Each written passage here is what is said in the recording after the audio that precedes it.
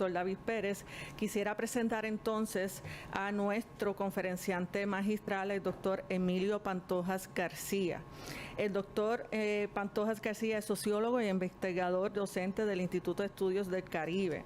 Es autor del libro De la plantación al resort, el Caribe en el siglo XXI, un libro que recientemente ha salido publicado tanto en versión digital impresa, si es acabado de salir del horno.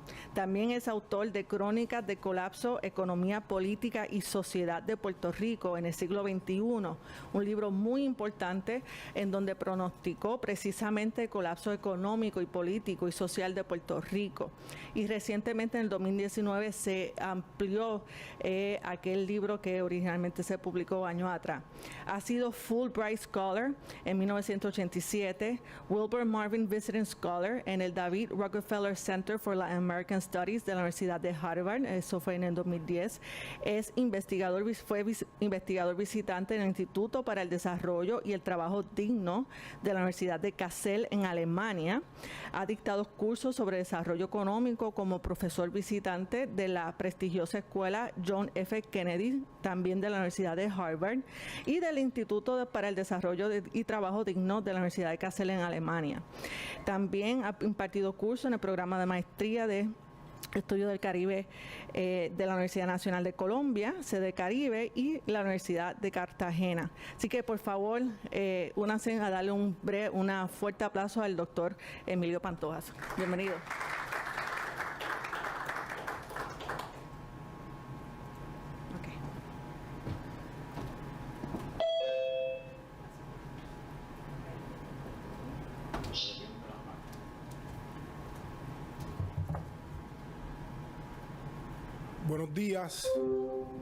Buenos días, vamos a ver si esto funciona, si yo funciono.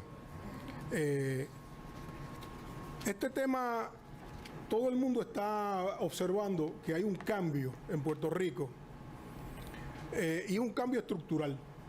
No es un cambio ¿verdad?, de partido, no es un cambio. Hay un cambio fundamental en la sociedad, en la economía y en la política puertorriqueña. Hay unos cambios fundamentales.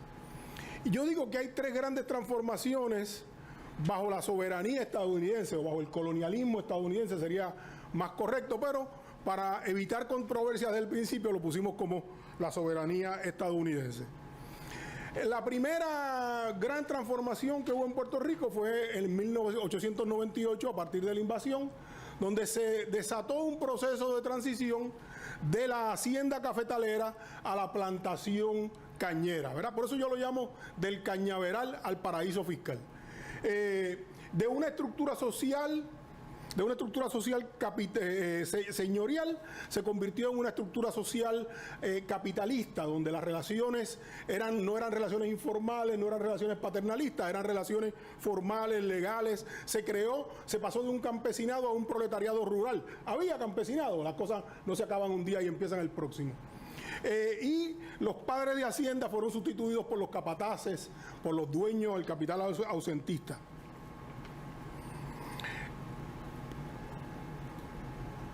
La segunda gran transformación fue en realidad fue a partir de la posguerra, pero sí también de la guerra, en el 1940. Hay tres etapas en la manufactura de Puerto Rico. La manufactura de sustitución de importaciones, aquellas fábricas de fomento que le llamaban. Luego vino la manufactura liviana orientada a la exportación, todo aquel boom textilero y de manufactura liviana. Puerto Rico fue el arquetipo de la maquiladora, lo que se conoció como la maquiladora, la economía de importación, ensamblaje y exportación. Se experimentó primero en Puerto Rico porque era colonia de los Estados Unidos y tenía acceso.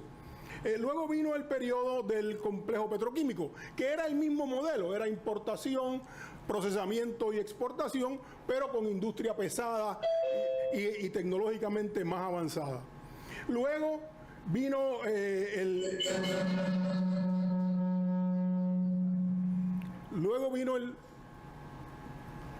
Zoom. Luego vino el periodo de las 936, que en realidad es un periodo combinado. En Puerto Rico se ensamblaban medicinas, pero a la misma vez las corporaciones transnacionales norteamericanas utilizaban a Puerto Rico como un paraíso fiscal.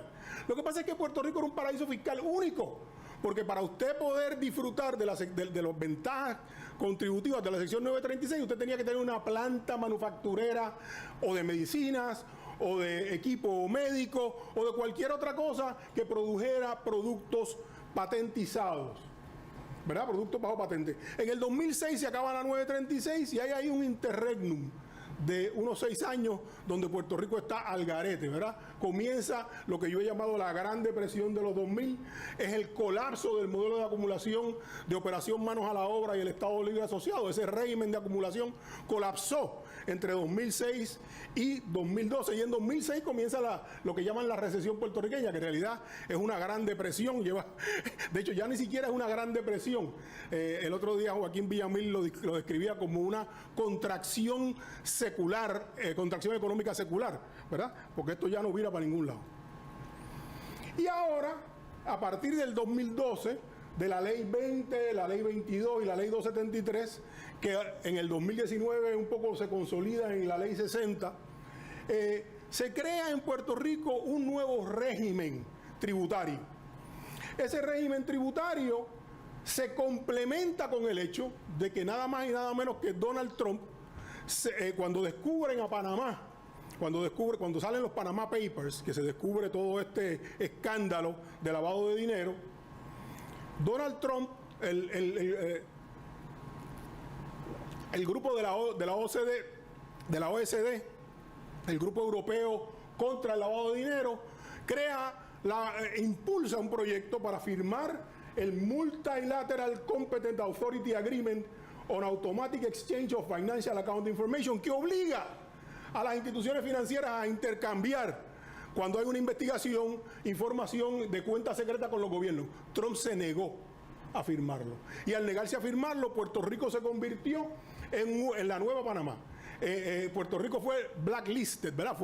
Fue tachado, y todos los territorios norteamericanos fueron tachados de sitios peligrosos donde se podía lavar dinero, y ya lo estamos viendo. Aquí hay una serie de casos, han cerrado bancos, viene en estos días un juicio en el que un asesor internacional venezolano está acusado de transacciones ilícitas con una exgobernadora del país.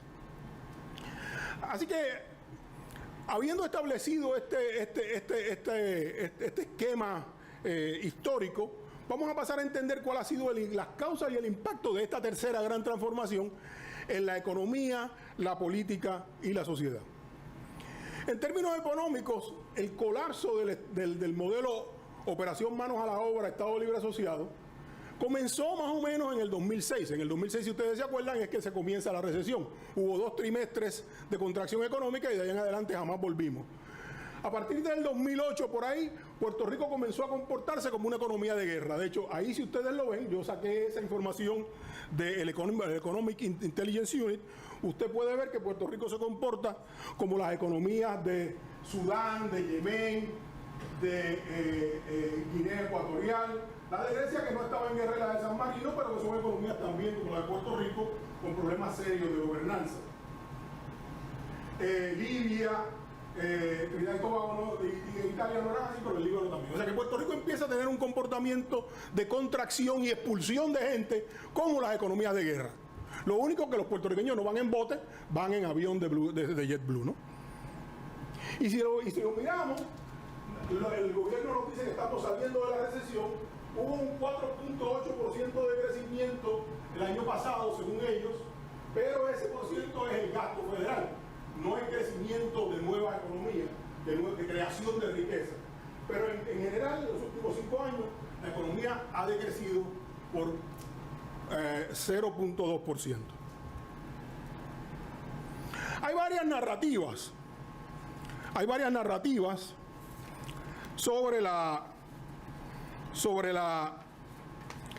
el colapso económico. ¿Qué es lo que dicen, verdad? Por un lado hay una narrativa que es la de los economistas más o menos tradicionales, los mainstream economists, que nos dicen que, por un lado, no se defendió la sección 936, ¿verdad?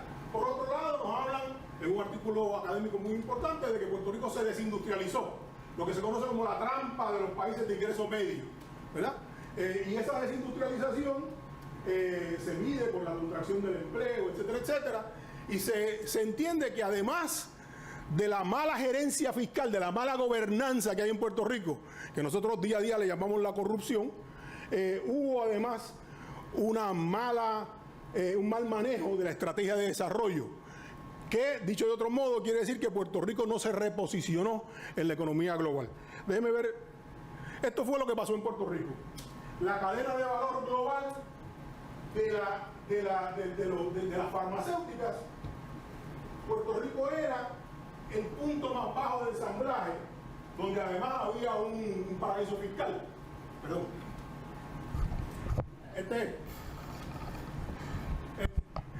Donde además había un paraíso fiscal, ¿verdad? Había una economía de ensamblaje donde además había un paraíso fiscal. Y al crearse la Organización Mundial del Comercio en 1995, una de las disposiciones más importantes es que todas las compañías transnacionales tienen que ser tratadas como compañías nacionales. Entra China a la OMC y todas las farmacéuticas de Puerto Rico que estaban en químicos, no las de biotecnología, las de químicos, se van a la China o se van al Asia. Y Puerto Rico es expulsado de esa cadena de valor, ¿verdad? Vamos a volver atrás.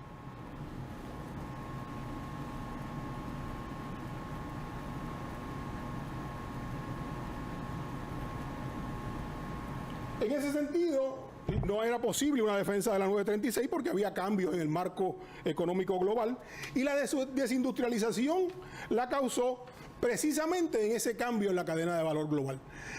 La desindustrialización no es una causa, es el efecto de la reestructuración. Puerto Rico no controla sus fuentes de inversión. Puerto Rico no controla, ¿verdad? El capital puertorriqueño no controla. Aparte de que entonces el otro gran problema que desarrolló Puerto Rico y que viene desarrollando desde hace tiempo es la mala gobernanza.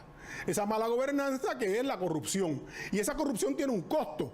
O sea, ese diezmo que impuso el gobierno de Pedro Rosselló, ese diezmo, estamos hablando del 10% de cada contrato. Ese costo es un costo oneroso, ¿verdad?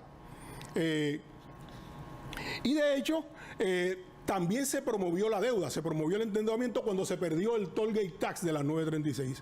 Y es curioso que el ente que promueve eso más se llama Santander Securities. Y en la primera Junta de Control Fiscal había dos expresidentes del gobierno, del Banco Gubernamental de Fomento, que eran miembros, que fueron parte de Santander Securities y fueron parte de esa estrategia de endeudamiento.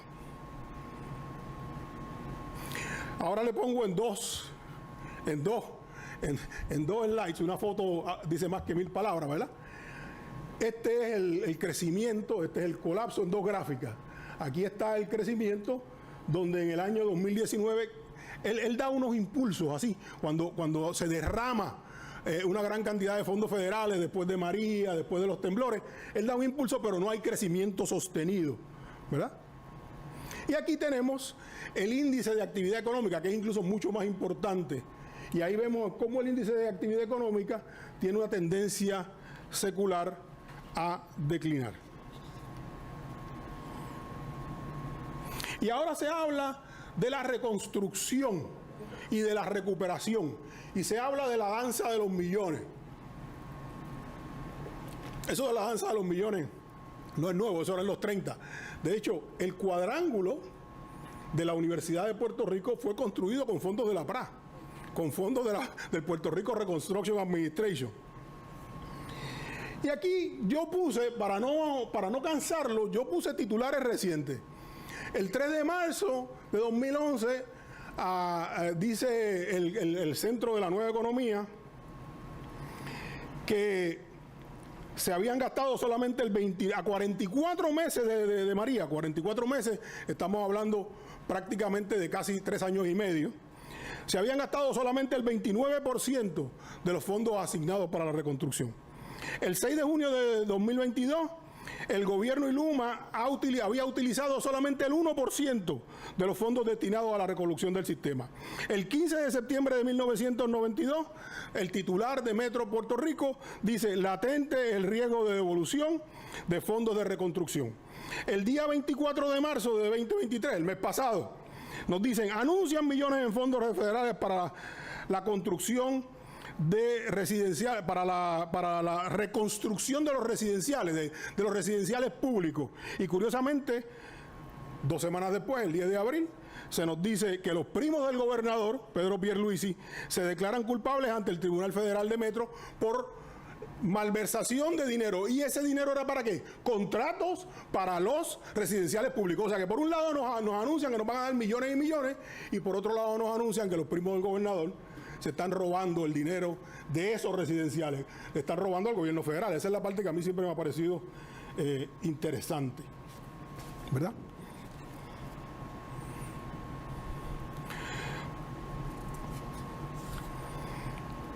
¿Qué ha pasado en la política, verdad? Lo más importante es el realineamiento político. En las pasadas elecciones fuimos testigos de lo que yo puedo llamar, y he llamado, el derrumbe de la partidocracia o del bipartidismo cerrado. Y ahí yo pongo a Alexandra Lúgaro, a quien yo llamé cuando ella anunció, la semana después de ella haber anunciado su candidatura, yo dije que ella era un fenómeno. Un fenómeno es algo que usted concibe y de momento se materializa. Y esa semana yo había estado a las 2 de la mañana haciendo una fila, porque a mi suegra la habían operado en centro médico, había que hacer una fila para que pudieran darle el alta. Así que yo estaba desde las 2 de la mañana con toda la gente pobre de Puerto Rico haciendo fila, y a las 7 de la mañana un señor mayor que yo dijo: aquí va a venir un líder guerrero que va a acabar con este abuso. Y entonces de momento Alexandra Lúgaro dice que ella va a ser gobernadora, así que yo entendí que esa era la aparición de ese líder guerrero. ¿Qué pasó? Ahí usted tiene, los partidos de oposición son 1/3 parte del país y los partidos tradicionales son 2/3 partes. Por otra parte, y esto sí que es bien importante, si usted lo mira, Lúgaro, a quien yo llamo ahora la bola de demolición del bipartidismo, mantuvo 175,000 votos, primero como candidata independiente y luego como miembro del movimiento Victoria Ciudadana. Diga lo que usted quiera de Lúgaro. Lúgaro, Alexandra Lúgaro, puede ser lo que usted quiera decir, el epíteto que a usted le guste.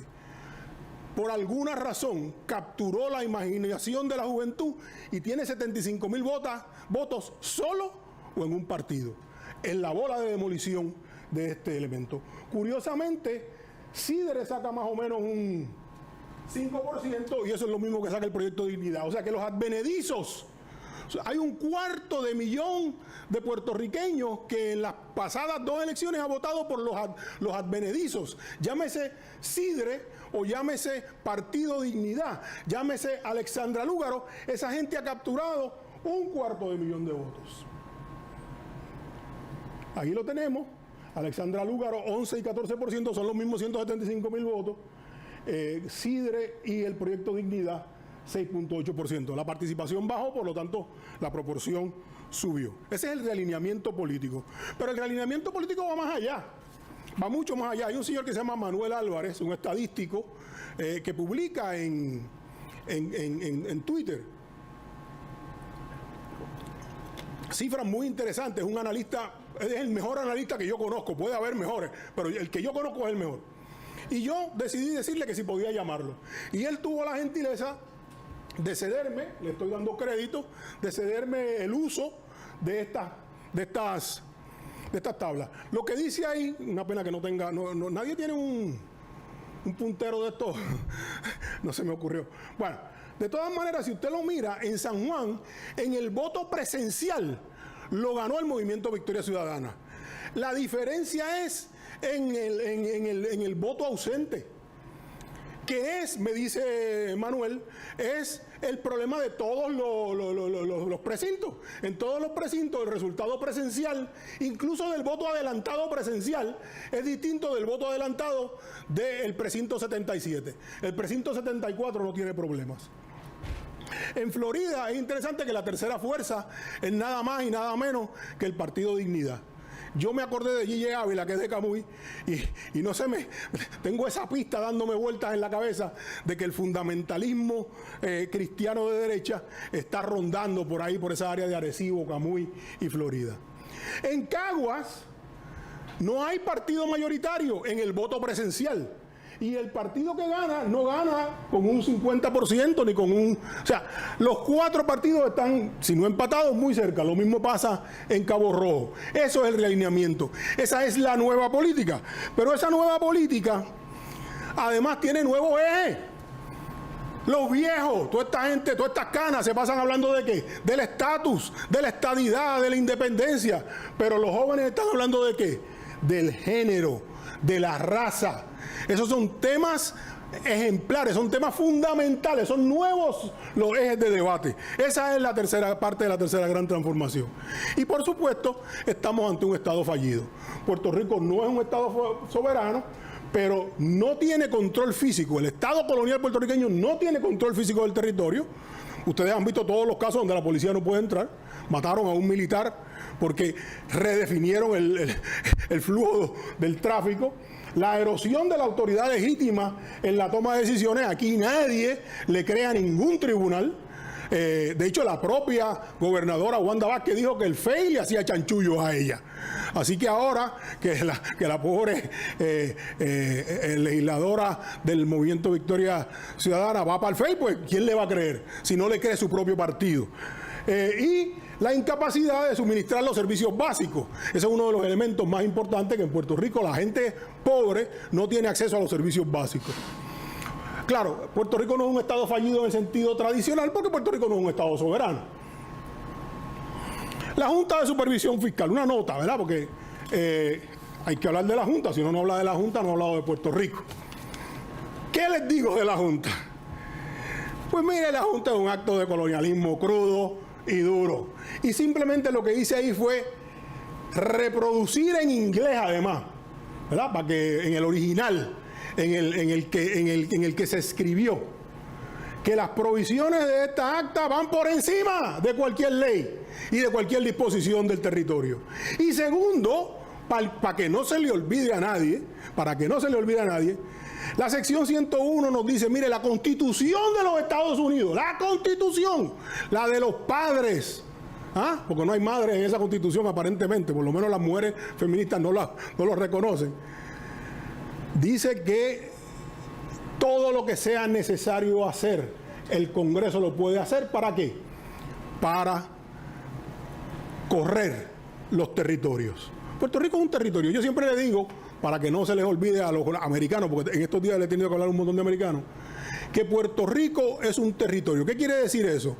Puerto Rico pertenece a, pero no es parte de los Estados Unidos. Mis zapatos me pertenecen. Mi chiva es parte de mí. Nosotros somos los zapatos de los Estados Unidos donde se paran. La Junta no ha logrado ninguna reforma política que impacte la mala gobernanza, que es el gran problema de Puerto Rico. No ha habido reforma gubernamental, no ha habido reforma municipal, y hay una sección, la sección quinta, el título quinto de la ley, se supone que creara un coordinador de recuperación y desarrollo económico, y eso no ha pasado.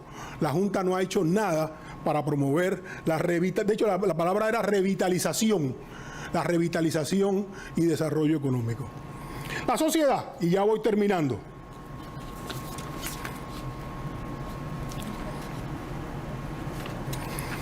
Hay cambios notables en la sociedad puertorriqueña. La polarización de clases, yo no sé si usted lo ve de esa manera, pero yo veo la polarización de clases en todas partes. La desigualdad, Puerto Rico es uno de los países más desiguales del mundo. El desplazamiento poblacional mediante la emigración de puertorriqueños, pero también mediante la inmigración de estadounidenses a Puerto Rico. Hay pueblos donde usted va y usted es extranjero. Yo fui a Rincón de vacaciones y había una mesera puertorriqueña que me preguntó si yo iba a gastar, porque ella entendía que los puertorriqueños, viejitos como yo, no gastaban. Y yo acababa de cenar y había pagado una buena cena.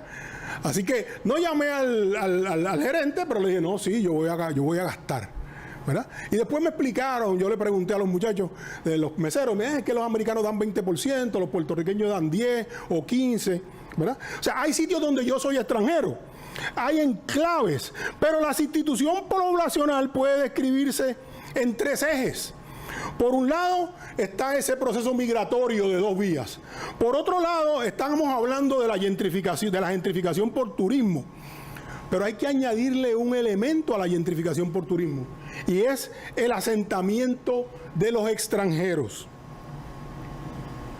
Ese no lo tengo ahí. El asentamiento de los extranjeros. Los extranjeros están viniendo a vivir a Puerto Rico. Si usted se va a la Esperanza en Vieques, la Esperanza en Vieques es una burbuja norteamericana. Yo una vez fui allí a Vieques y me fui al Tamarindo, un restaurante emblemático de Vieques, y me sirvieron una sopita de gallina, ¿sabe con qué? Con huevos de cuey. Un huevito así de chiquito. Y yo, ¿cómo? No, que los trae el cuñado del chef, los cría en Virginia. ¿Para qué yo quiero que usted me sirva 2 huevos de cuey en una sopa de pollo puertorriqueña? Sírvame medio huevo duro, ¿verdad? Eso es lo que está pasando en Vieques, en Culebra, en Dorado, en Rincón y en espacios de Santurce. Una mujer líder comunitaria decía que Puerta de Tierra se iba a convertir en South Beach. Yo no sé si usted ha estado en South Beach, pero Dios nos libre, ¿verdad?, a los residentes de este país. Vamos ahora, brevemente. ¿Cuánto tiempo llevo? Muy bien. La población desde el 2020 se ha reducido en un 13%. Éramos 3.800.000 y vamos por 3.200.000. Y claro, el gran impulso a esa fue María, pero en realidad la emigración empezó con la Ley de Emergencia Fiscal de 2007. Yo escribí un artículo que se llama Adiós a la clase media. O sea, la clase media empezó a irse cuando empezaron a cerrar los puestos en el gobierno, que al final nunca se redujo de tamaño, ¿verdad? Y estos son, ahí tiene usted, cada vez que hay una desgracia, hay un impulso, ¿verdad? Y la gente se va. Finalmente, en el 2019, que es hasta donde llega esa tabla, hubo una baja, pero ahora vuelve de nuevo a tomar impulso. Fíjese que el punto más bajo es 36.000 y 34.000, pero el promedio son 50.000 emigrantes anuales. Hablamos en estos días de la tasa de fertilidad, que antes le llamaban la tasa de fecundidad. De hecho, aquí los primeros estudios de fecundidad se hicieron en esta universidad, en el Centro de Investigaciones Sociales. Y es interesante que la tasa de fertilidad en Puerto Rico es 1.3%. Los demógrafos habían dicho eso hace mucho tiempo. En Estados Unidos es 1.7% y en Costa Rica es 1.5%. O sea que en realidad nosotros no somos tan excepcionales como nos creemos. Y claro, el problema es que para usted mantener la población necesita una tasa de fecundidad o de fertilidad de 2. Cada mujer en edad fértil, entre 15 y 45 años, debe dar a luz 2 hijos para mantener la población, 2,5 o 3 para crecer la población. Pero si usted lo mira, el otro problema que complica esto, además de la emigración de la que ya hablamos, es que la tasa de natalidad en Puerto Rico es de 8 por 100.000, mientras que la tasa de mortalidad es de 11.2 por cada 100.000. O sea que además de nacer menos de 2 por mujer fértil, se mueren 3 más de los que nacen cada año, ¿verdad? Por cada 100.000 habitantes. O sea que hay toda una serie de factores que conspiran contra la población residente, la población puertorriqueña. De nuevo habíamos hablado de la gentrificación por turismo y aquí vemos todo esto de los Airbnbs. Ahora nos enteramos de que el hijo del gobernador es el dueño mayor de los edificios con Airbnbs en el país. Esto es bien interesante, ¿no? Porque mientras nosotros protestamos y nosotros nos quejamos, hay unos que se benefician, esas élites colaborativas, que no son nuevas ni únicas de los puertorriqueños. Ahí está la parte que les había adelantado de que Puerta de Tierra se va a convertir pero no se trata meramente de la economía del visitante o del turismo, se trata también del asentamiento tipo Hawái. Acuérdense que el modelo norteamericano de anexión es ¿cuál?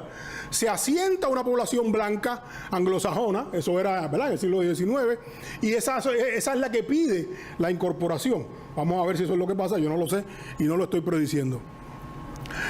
Hay, por lo tanto, además de asentamiento, hay un despojo de los sectores pobres. Eso es lo que está pasando en Puerta de Tierra, pero eso está pasando en todo Puerto Rico. A los pobres los están desalojando, los están despojando de sus propiedades y no le están dando la posibilidad de renovación urbana. No hay renovación urbana, hay gentrificación y asentamiento.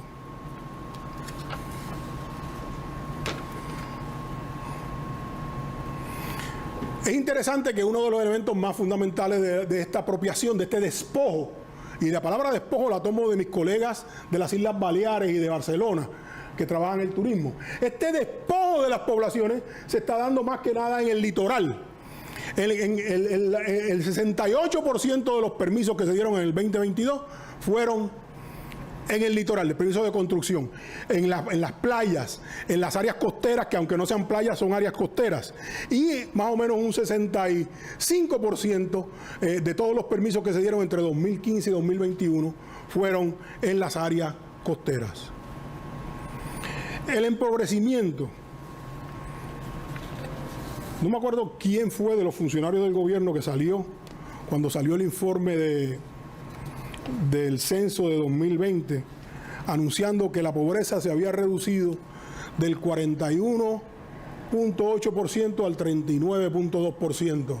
Esa magnífica cifra de 2%, o sea, el 41% era pobre, ahora es el 39%, ¿verdad? O sea, el 42 al 40%. En 36 municipios hay más del 50% de la población vive bajo el umbral de pobreza. Esta población ha experimentado además baja en la calidad de los servicios públicos, salud, educación, apoyo a la familia, para no hablar de la luz y el agua. Hay más empleos, dice el gobernador en su informe del Estado, pero la calidad de esos empleos. Esto es una medida que desarrolló el Banco Mundial, la calidad de los empleos. Cuando aquello del ajuste estructural, no era meramente que estaban desapareciendo empleos, es que la calidad de los empleos que aparecen son empleos que no están a tiempo completo, que no tienen beneficios marginales. Los salarios han subido, pero han subido menos que la inflación. A los maestros le dieron $1,000 de aumento. ¡Ay, María, qué bueno! Pero el problema era que los maestros ganaban $1,300, ahora ganan $2,300. Trate de vivir con $2,300 al mes a nivel de clase media. Y las mujeres siguen siendo la cara de la pobreza. Reflexiones finales. Ahora sí que termino.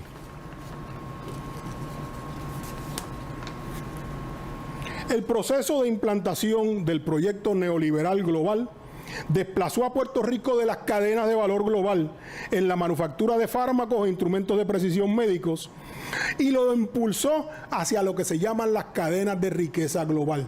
Puerto Rico es un tax haven de ricos que no producen, que lo que producen es ingreso pasivo, ganancias de capital.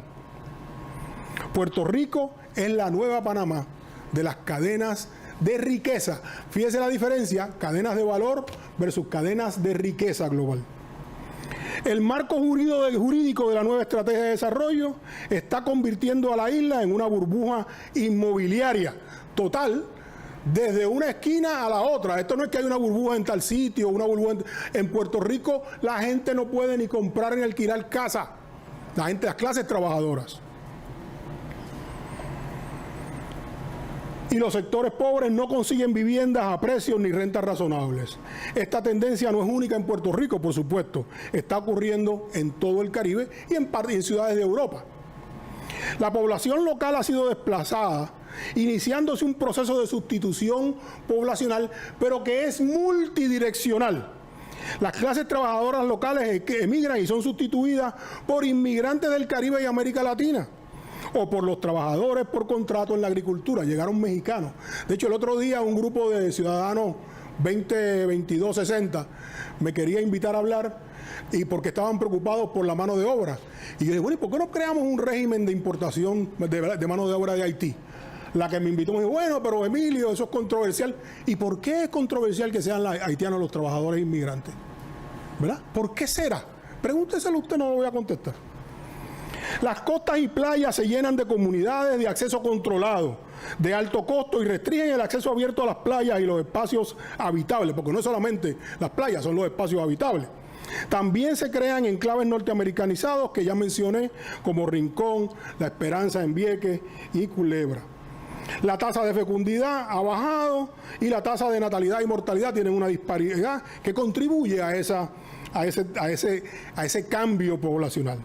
La edad promedio en Puerto Rico en el año 2000 era 43 años, en el año 2000 era 32 años, ahora es 43 años. Hemos envejecido como sociedad. Existen dos Puerto Ricos, el de los adinerados globales y sus socios locales, y el de la envejecida y empobrecida población local. Muchas gracias.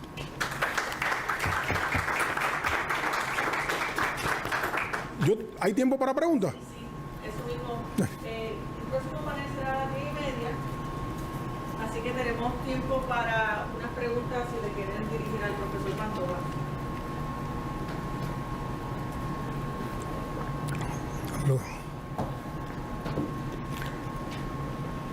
¿Dónde está el...?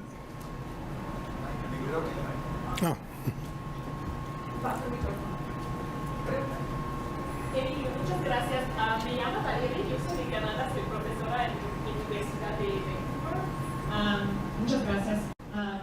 Esa presentación no me choca, pero es mi pena, porque Puerto Rico cambió mi vida. Hace mi tesis de doctorado sobre Puerto Rico hace 10 años pasados. Y me pregunta cuáles son las soluciones para el país. No, tricky. Yo creo que eso es una contestación, una respuesta colectiva, pero digamos, para dar unos lineamientos de cuáles son los issues que tenemos que plantear, creo que hay que envolver a las comunidades en la solución, sobre todo en soluciones como vivienda. Por ejemplo, en la agricultura, hay unos jóvenes que han comenzado le llamaba una estudiante mía que hizo su tesis de maestría en eso, le decía que eran los nuevos campesinos. A mí no me gusta el nombre de nuevos campesinos, pero ciertamente es la nueva agricultura, ¿verdad? Y claro, esa gente entendió una cosa bien importante, que ellos no van a suplir el mercado completo, lo que pueden es suplir un nicho. Y por lo tanto, el café de Puerto Rico es el café de alta escala, el café caro, el café gourmet. Pero ese modelo, ¿sabe quién lo empezó? Lo empezó Casa Pueblo. Casa Pueblo empezó en los años 80 a producir el café Madre Isla. El primer café gourmet de Puerto Rico fue el café Madre Isla. Y ahora todo el mundo tiene un café gourmet, me parece bien. Asimismo, Casa Pueblo ha planteado la alternativa energética, ¿verdad? O sea, tenemos que mirar, hay que empezar a desaprender. El creador del Grameen Bank, un economista indio, decía, yo tuve que desaprender lo que estudié en Harvard para empezar a entender las comunidades, y creó sistemas de micropréstamos. Así que por lo tanto hay que empezar a mirar sistemas de autogestión para crear al menos espacios de autogestión, espacios de desarrollo comunitario. Porque a menos que usted no se lance en un proyecto de revolución, y el siglo XXI no es el siglo de las grandes revoluciones, usted no va a poder contener al capital transnacional de manera total. Usted tiene que buscar los espacios, buscar los acomodos, y por supuesto me parece que es importante lo que está pasando en términos de realineamiento político, esa juventud que está votando por Lúgaro, que está votando por Natal, que está votando por... Eso me parece interesante. Vamos a ver qué pasa, a ver si hay una alianza. Pero ahí usted tiene cómo los partidos tradicionales contienen la reforma electoral. No es fácil. Sí, buen día a todos aquí presentes. Yo soy inmigrante de México, ¿no? Llevo 50 años aquí, pero no son de las nuevas generaciones que están viniendo acá, ¿no? Quiero aclarar. Profesor Pantoja, me llamó la atención de su tema, de la tercera gran transformación, en México se está dando la cuarta transformación, donde se está revirtiendo todo el modelo neoliberal a pasarlo en manos del gobierno, ¿no? Todas las compañías que se habían privatizado están pasando al control del pueblo y del gobierno. El pueblo le está dando la importancia a AMLO, el presidente de México, para que administre y se sacuda de toda la corrupción que el modelo neoliberal trajo a todos los países del mundo. Me gustaría que me aclarara ese aspecto, si es correcto lo que está haciendo el presidente de México, y es asertivo, y para Puerto Rico puede ser, o es difícil, ¿no?, que se dé esa situación. Muchas gracias. Gracias. No me acuerdo qué líder mexicano era, creo que era Benito Juárez, que decía: pobre México, tan lejos de Dios y tan cerca de los Estados Unidos. Nosotros estamos mucho más lejos de Dios y mucho más cerca de los Estados Unidos, porque somos una colonia. Ahora, yo estuve recientemente quiero decir antes de la pandemia, en Chiapas, y nos reunimos con el alcalde y con algunos funcionarios, y nos estaban hablando de reformas que estaban haciendo muy importantes, de gente que estaba ejerciendo la práctica, por ejemplo, que se ejerció en la playa del Almendro de Rincón, donde familiares del gobernador o de la provincia, en este caso, se habían apropiado de tierra y no pagaban. Y estaban ahora un poco revirtiendo ese proceso. Pero eso genera violencia criminal. O sea, estos individuos no son, ¿verdad?, gente que hace esto y no tiene la capacidad de respuesta desde una perspectiva ilegal, pero respuesta violenta. O sea que es reversible. Me parece que tiene que haber primero que nada un cambio político como hubo en México. Pero ese cambio, a menos que usted no esté dispuesto a utilizar la coacción o la fuerza, más allá de lo que parece hasta ahora que se ha hecho, va a estar difícil, no es fácil, pero se puede. Lo que pasa es que en el siglo XXI, que es el siglo del neoliberalismo, que es el siglo del capital, que es el siglo donde el desarrollo se convirtió no en el desarrollo a partir del Estado, sino en el desarrollo empresarial, donde las empresas son el eje, no los estados, de la política económica, ese proceso presenta complicaciones que no habíamos enfrentado en el siglo XX. Así que eso es lo único que puedo darle, criterio, ¿no? Porque, por otra parte, hay una cosa que nos dice la derecha. ¿Y qué tal Nicaragua? ¿Verdad? Y a mí me sobrecoge que el comandante Ortega es un corrupto y mata a su gente. Yo sé por qué lo hace. ¿Por qué la derecha y la izquierda son corruptas? Porque los recaudos fiscales los han convertido no en el dinero del pueblo de donde sea, sino en rentas. Se trata los impuestos, los recaudos se tratan como rentas, y al tratarse como renta, ellos son los señores de la tierra, los señores de todo, y el país es de ellos. Hay una patrimonialización, ¿verdad? Y combatir eso es bastante difícil, porque ahí usted tiene a la izquierda que ha patrimonializado, Ortega es quizás el mejor ejemplo, y usted tiene a la derecha que ha patrimonializado. Ahí usted tiene la egregia familia gobernante en Puerto Rico. Y eso es lo que presenta una gran complejidad, ¿no? Y claro, a uno le sería fácil decir, no, pues tomemos las armas en la revolución. Eso es un poco más complicado, ¿verdad? Tomar las armas es complicadísimo. Hay que crear estrategias de resistencia, pero más que estrategias de resistencia, espacios de afirmación. Hay que conquistar espacios. ¿Algún comentario, pregunta? Buenos días, Jorge Pérez Tavares. Yo creo que hace 3 décadas Daniel Ortega no es de izquierda, pero eso es otro tema. Yo tengo 3 comentarios. El primero tiene que ver con el concepto de transformación, porque a mí sí me queda claro que los primeros 2 periodos que menciona son transformaciones que se dieron y que incluso se pueden enmarcar dentro de los esquemas de las ondas largas de Ernest Mandel. Pero a mí lo que no me queda claro y quería preguntarte es sobre si esto realmente también es una transformación de ese tipo. Desde la crisis del 2006, o la gran recesión del 2006, que se adelanta por 2 años a la gran recesión mundial, hay una relativa desconexión de la economía de Puerto Rico y las fluctuaciones del mercado mundial, ¿no? En ese sentido, si bien hay ciertos elementos como esta búsqueda de paraísos fiscales, que se asemejan a lo que está pasando en otras partes del globo, realmente la economía de Puerto Rico está tan desvinculada del mercado mundial que incluso en un artículo del año pasado, Juan Lara mencionó algo interesante. Él dice que de haber otra gran crisis, como aquí los fondos federales que tienen que ver con los altos niveles de pobreza atraviesan tanto la economía, la crisis sería un poco más apaciguada que lo que sería incluso en el mismo Estados Unidos, por esa manera distorsionada en que está la economía. Y quería preguntar, ese era el primer comentario sobre transformación, si verdaderamente estamos ante una nueva transformación o estamos todavía simplemente en una crisis estructural prolongada que no ha podido transformarse. Los otros dos comentarios son más breves. El segundo tiene que ver con la gentrificación, también decir, esta es una cantaleta que tengo en distintos lugares, que la gentrificación aquí la empezaron puertorriqueños y puertorriqueños. Ahora se está hablando de Puerta de Tierra, pero Río San Juan fue la comunidad que fueron desplazadas por locales.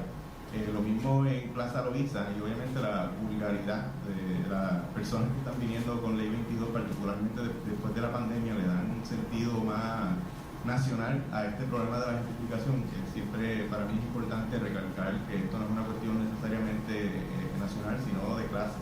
Y sobre eso yo creo, y quizás estoy equivocado, que entre las nuevas categorías que se vienen discutiendo entre las personas jóvenes, no solo están las de género y raza que mencionó, sino también la de clase. Creo que se está trayendo de una manera distinta, pero cada vez más. Y para cerrar, y aquí yo quizás sea minoría, pero yo no descartaría que el siglo XXI sea el siglo de grandes revoluciones. Todavía quedan varias décadas. Creo que hay unas personas que todavía estamos confiados en que podemos luchar por una transformación radical de esta sociedad. Vamos por partes. Muy bueno, muy buena intervención. Muchas gracias. Es una transformación, es el principio de una transformación. Una crisis de 20 años no es una crisis.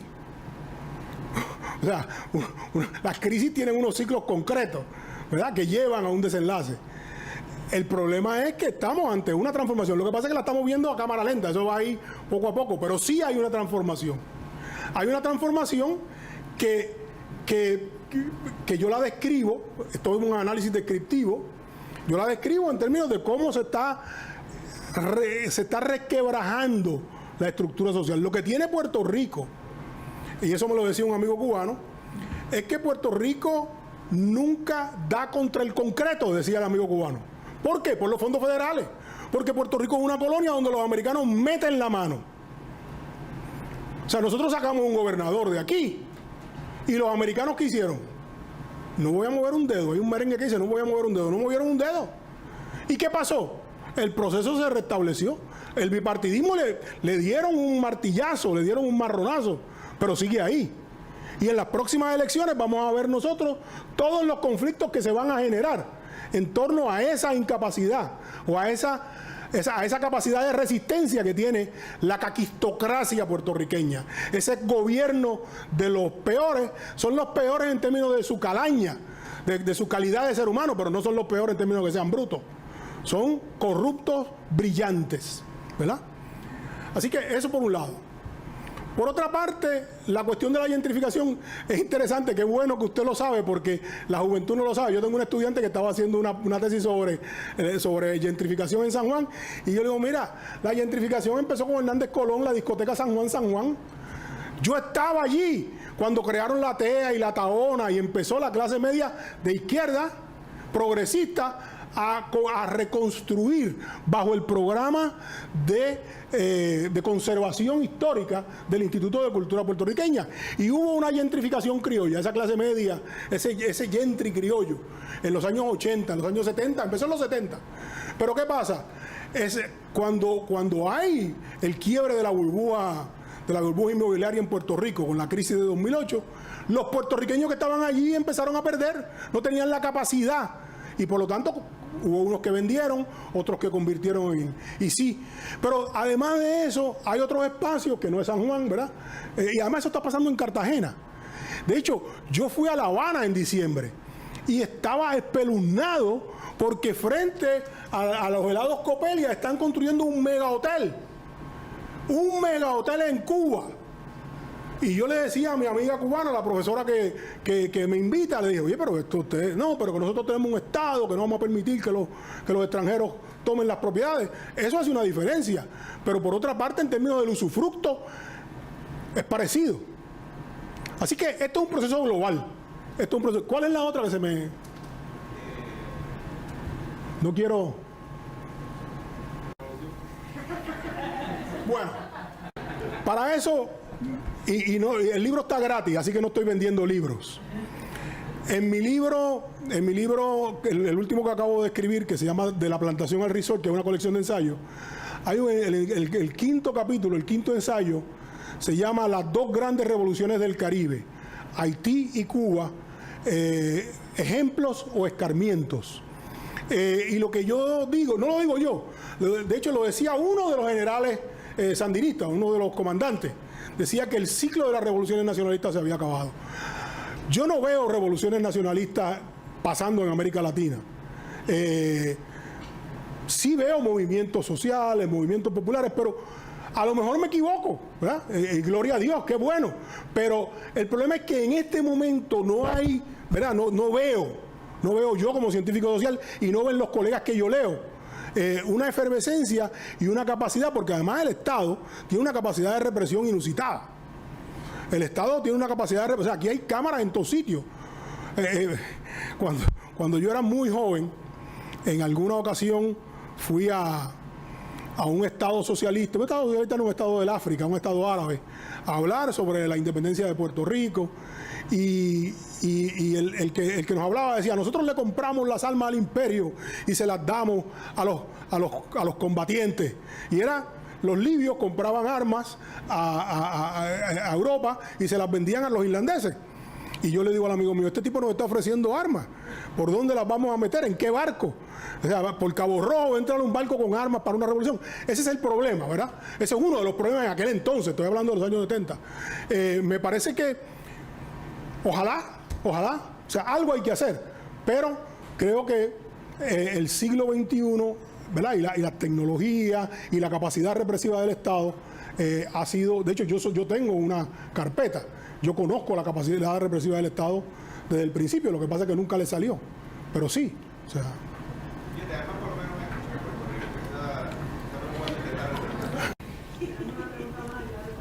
Adelante. Buenos días, profesor. Muchas gracias por su excelente ponencia. Estoy con mis estudiantes. El profesor Rosario, de Sociología y Antropología, al menos por ahora. Hay una cuestión epistemológica de fondo. Me encanta, lo bien documentado que está el argumento, por supuesto, que esperarse de usted, conozco su trayectoria, su oficio, pero pudiéramos concebir la ciencia como un proyecto de postular una serie de conceptos y hacer la verificación empírica, y la medida en que pues, el fenómeno concreto coincide con la teorización, bueno, pues se está manejando una buena teorización.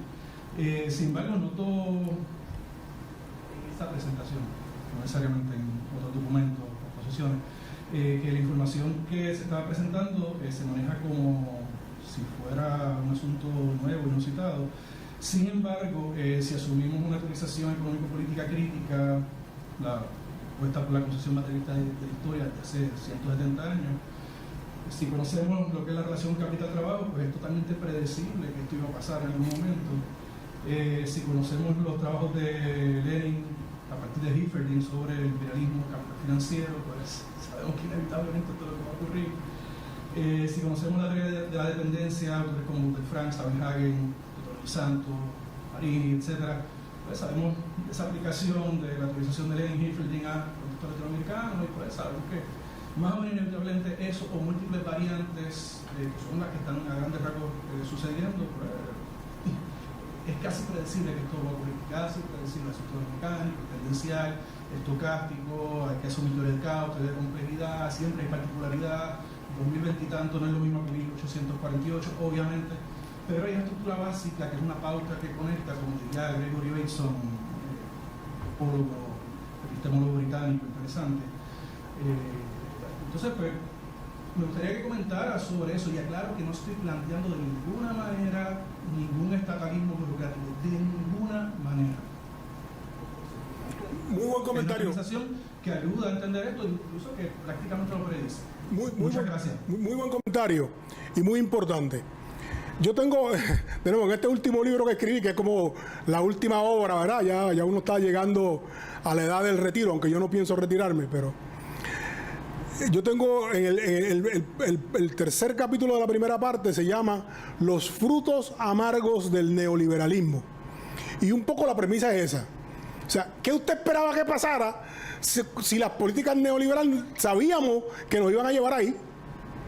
¿Verdad? Así como cuando yo escribí Crónicas del Colapso en el 2014, me acuerdo que un profesor de economía en Mayagüez se levantó y me dijo, esto no ha colapsado. Y yo le dije, bueno, no ha colapsado y tú tienes un bote en la marina del rey, ¿verdad? Pero al año próximo se declaró la quiebra. Y no es que yo fuera pitonizo ni que yo tuviera capacidades diagnósticas, es que se veía venir. Eso es la lógica de esas cosas, ¿no? Esto es lo que es una propuesta. Primero que nada, es una propuesta de investigación. Este es el proyecto en que estoy empezando a trabajar ahora, después de haber concluido el libro de la plantación al resort. Pero por otra parte, un poco, yo estoy tratando aquí de organizar mis propias ideas de qué es lo que yo estoy viendo. Yo estoy viendo una transformación. Y cada día que leo, no solamente leo libros, sino leo la prensa, me doy cuenta de que esa transformación es mucho más profunda e irreversible. O sea, el Puerto Rico que yo no voy a ver va a ser muy distinto que el Puerto Rico que yo vivo, incluso del que me estoy yendo. Pero lo curioso es que cuando yo hago eso, la manera de pensar mía siempre ha sido mirar el todo, pero entender el mundo real, la vida. Y me acuerdo de mi padre. El mundo que vio mi padre no es el mundo que vi yo. O sea, que la transformación no es necesariamente mala, pero ciertamente las políticas que tenemos nosotros que articular tienen que ajustarse a esa nueva realidad. Creo que sí, que la cosa, alguien había dicho la cosa de clase. La cosa de clase, de hecho, es más evidente cada día. La distinción clasista es más evidente cada día. Y usted lo ve, yo estoy por escribir un artículo en el periódico, Los héroes del Bugatti. Porque la aspiración de los seguidores de Bad Bunny no es el socialismo. ¿Es qué? Un Bugatti o un Ferrari. O sea, cuando yo era muchacho, mi aspiración era otra, ¿verdad? Irme con el Che Guevara a la selva o algo de ese tipo de cosas. Eso existía, yo no era uno de ellos, pero había colegas. Pues mire, hay que empezar a entender este nuevo mundo, que es el nuevo mundo de Bad Bunny, no el nuevo mundo de Emilio Pantoja, ni de los científicos sociales tradicionales. Y yo lo que estoy haciendo es, desde mi posición, decirle a la gente, bueno, mire, yo estoy viendo esto, y por aquí yo veo las cosas. Claro, yo soy un hombre del siglo XX que emigró al siglo XXI y soy un ser pensante que gracias a mis estudiantes y a mis colegas evoluciono. Pero hay cosas que se me pasan, Y por eso de que esta es la conclusión lógica, los amargos frutos del neoliberalismo. Si usted estableció una política de desarrollo a partir del desarrollo empresarial y no del desarrollo equilibrado de un país, ¿qué usted esperaba? El capital no es generoso. El capital no está buscando la igualdad ni la equidad. O sea, yo me acuerdo que en el año 80, cuando empezaron a privatizar hospitales, yo dije frente a una señora encopetada que esto era un racket. Y la señora me miró mal. O sea, pues va a ser todo un racket. La industria de la salud es una industria. ¿Hay uno más? Sí, perdón. Sí, buenos días, Félix López, del Departamento de Sociología. Primero, gracias por la presentación. Dos comentarios, por si tienen algún comentario. Yo llegué tarde a la presentación cuando usted estaba hablando del realineamiento político. Y ciertamente hay nuevas caras, nuevos partidos, nuevos temas. Sin embargo, tengo la duda de si hay nuevos acercamientos, nuevas formas de hacer política en ese realineamiento, o si se trata solamente de nuevas caras solamente. Pero de fondo son nuevas caras que parten de una mirada todavía neoliberal, de un desmontaje de la dimensión pública de la vida social, No sé si ha podido también observar eso y tiene un comentario sobre ese aspecto en cuanto a realineamiento político. Segundo comentario y último comentario es que en esa transformación que usted llama, siempre me ha llamado la atención quiénes son los que producen el conocimiento de esa transformación. Obviamente, yo creo que ha habido una privatización de esa producción de conocimiento a través de firmas consultoras dudosas como McKinsey, ¿verdad? Y la Universidad de Puerto Rico cada vez ha sido más rezagada como estrategia y herramienta de esa producción de conocimiento que genere una transformación para el país.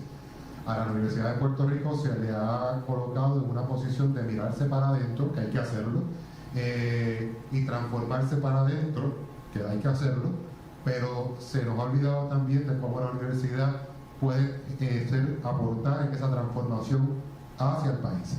Y creo que él también queda ausente, ¿verdad? La Universidad de Puerto Rico como espacio público, ¿verdad? En esa transformación. Estos dos comentarios. Muchas gracias. Dos cosas. Yo creo que están emergiendo nuevas maneras de pensar político, pero todavía son muy embrionarias. Incluso esas nuevas propuestas, yo no me olvido del ciclo electoral pasado, cuando Alexandra Lúgaro plagió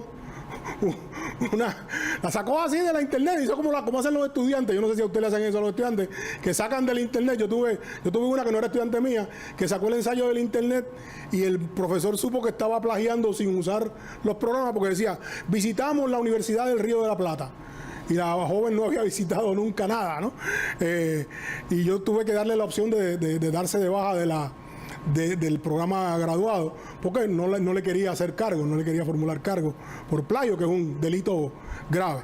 Así que todavía estamos en eso. Lo que pasa es que estamos todavía, creo que es una frase de Gramsci, voy a parafrasearla, que lo nuevo no nace y lo viejo no acaba de morir, y en ese claro oscuro se cultivan monstruos, ¿verdad? Hay unos monstruos ahí, y estamos en los monstruos, ¿verdad? Y lo que hay que hacer es no asustarse y ver cuál de esos monstruos puede mutar a algo que valga la pena. El otro punto era la Universidad de Puerto Rico. Bueno, la Universidad de Puerto Rico, yo soy a veces, ¿verdad? He sido enfático. Nosotros perdimos una gran oportunidad. Entre el año 1994, cuando yo llegué aquí, y no porque yo llegué aquí, tengámoslo claro, y el año más o menos 2010, hasta la huelga del 2010-2011, hubo en la Universidad de Puerto Rico un proyecto de crear una universidad de investigación. Y tuvimos éxito. Aquí se trajeron millones de dólares. Wanda, la persona que se encarga de esta producción, estábamos acordándonos ahorita de que creamos la primera aula virtual, y se llamaba el Aula Virtual Caribeña. Se crearon montones, se trajeron millones de dólares. ¿Y qué pasó? En el año 2010 se ganó el Partido Popular y tomó la universidad y desmantelaron eso.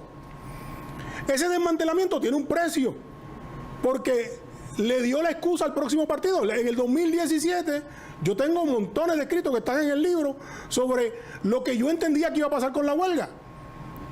Y esto es lo que pasó. O sea, lo que pasó, como decía el compañero, se veía.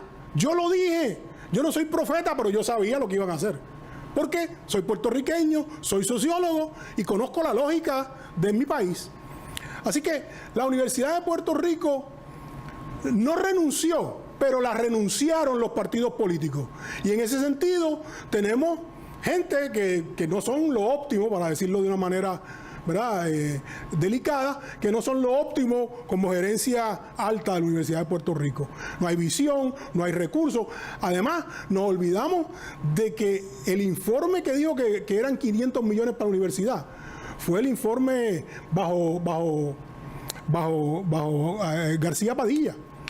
El informe de la economista, se me olvida el nombre ahora, Kruger. El informe Kruger fue el que fijó en 500 millones.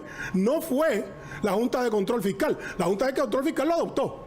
O sea, la Junta de Control Fiscal tenemos que tener claro que es una coartada. Aquí el problema es la mala gobernanza.